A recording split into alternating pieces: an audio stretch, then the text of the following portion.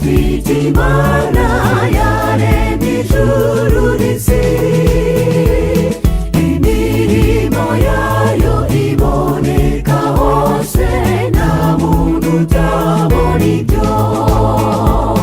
Uri Mana, nta yindi Mana ibaho, urukundo rwawe ruhoraho iteka ryose. Uraturera kuva mu bwana bwacu, iyo dukuze Mana ntabwo dutererana. Urukundo rwawe rurenze cyane urwo nabonye mu babyeyi bo hano ku isi.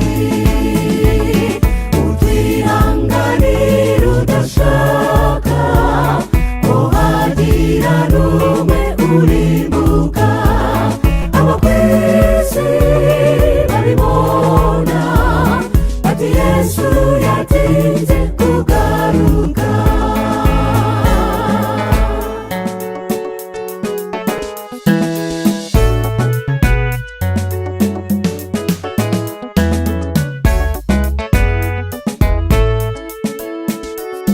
Ukuboko kwawe nkubona mu nzira imodoka zinyuranamo, indege zitumbagira ikirere, ni wowe muyobozi.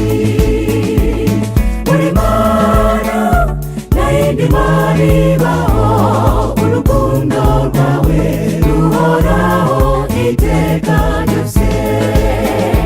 Uraturera kuva mu bwana bwacu, iyo dukuze Mana ntabwo dutererana.